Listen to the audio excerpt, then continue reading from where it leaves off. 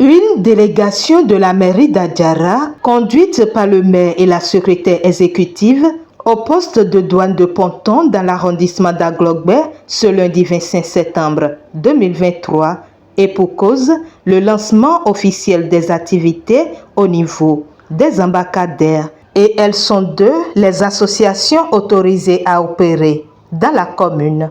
Je voudrais remercier très sincèrement ces deux associations avec qui nous avons eu une collaboration fructueuse où nous avons pu organiser tout ce qui doit se faire avant le lancement, c'est-à-dire du point de vue technique. Nous avons d'abord passé l'association au niveau de la commission affaires économiques et financières qui a donné son point de vue. Nous sommes allés au niveau du conseil de supervision qui a autorisé les associations à opérer dans notre commune.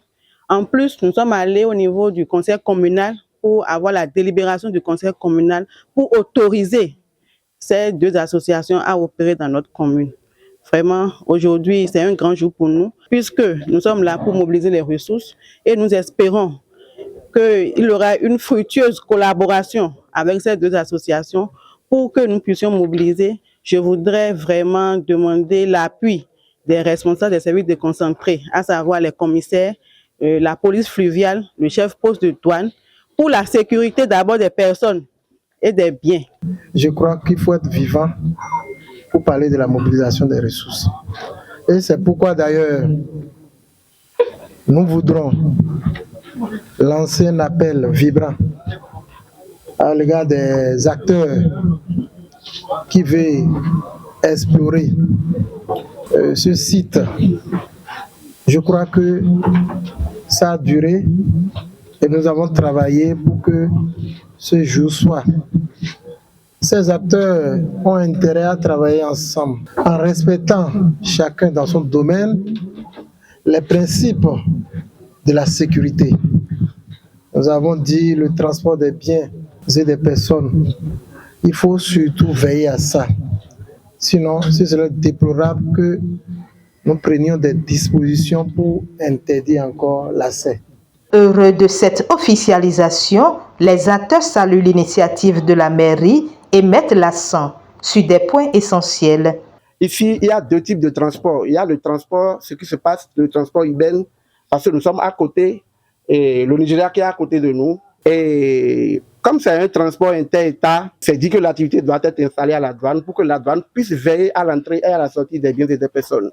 Et aussi, nous avons les petits transports, ce qui se passe à l'intérieur du pays. Donc nous sommes là, on ne fait pas le travail de la douane, ni de la police, ni de la marine. On se charge du transport fluvial. Et vous allez constater ici sur le site, il y a un petit bureau qui nous permet d'enregistrer les clients à l'entrée comme à la sortie. Je vais tirer l'attention de mes homologues sur deux aspects. Le premier aspect, le poste de ponton, c'est un poste de douane pour tout le monde. C'est tout le monde qui vient travailler ici. Et chacun a ses activités, chacun a ses clients.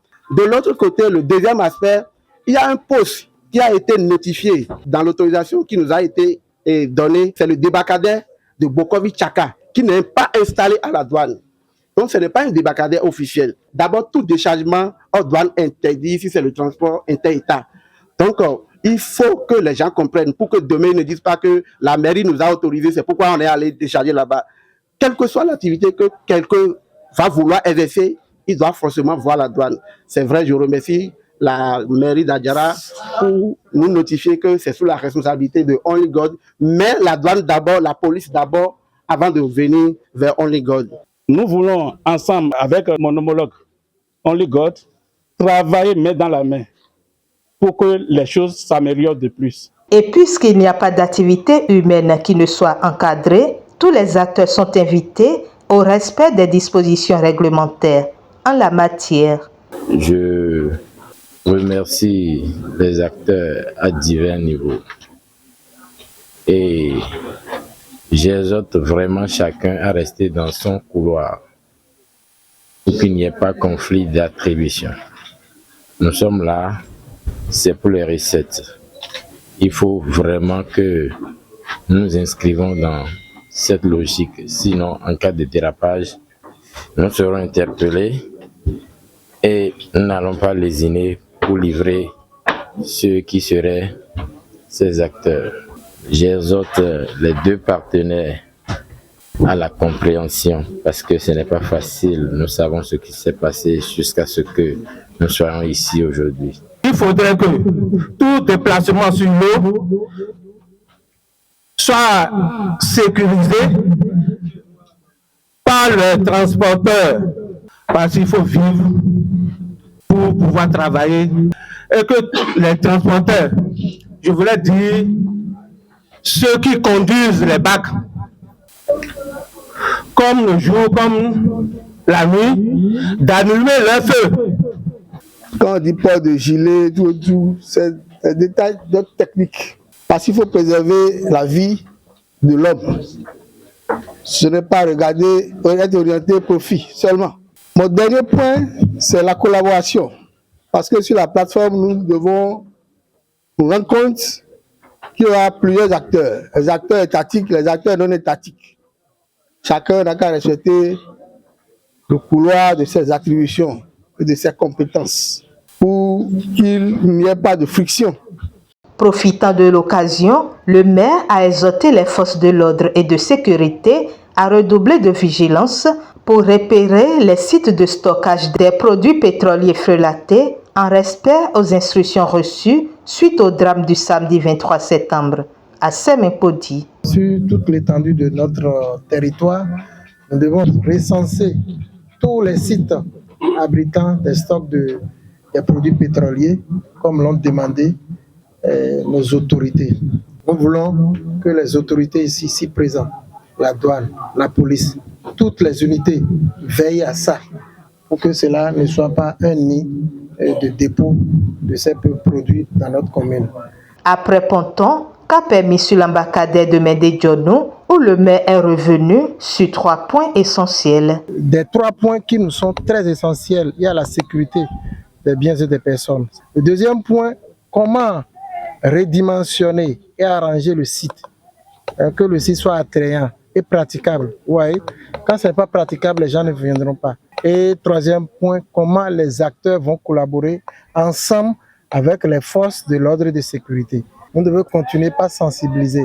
Les acteurs exploitant le site doivent travailler ensemble pour qu'il y ait la paix, la quiétude et la sécurité. Deuxième chose, chaque personne qui devrait profiter de ce trafic doit savoir que c'est ma vie qui compte. Et du coup, je dois exiger le minimum, les gilets de sauvetage qu'il doit porter pour aller-retour. En dehors de tout ça, il y a l'incivisme. Nous ne voulons pas de l'incivisme. Chacun doit respecter les règles. Dans le même temps que cette activité représente une mobilisation forte pour la mairie, dans le même temps, c'est une activité dangereuse. Au point où il faut sécuriser tout ce qui rentre. Nous invitons le commissaire et les autres à veiller pour que tout ça soit respecté et contrôlé. Avant de prendre congé des différents acteurs, la délégation a promis revenir sur les sites dans 3 mois pour constater si les consignes sont respectées. Et l'autorité communale n'a pas manqué de lancer un cri de cœur au gouvernement et son chef afin de rendre praticable la voie menant au poste de douane de Ponton qui génère assez de ressources contribuant à la construction du pays.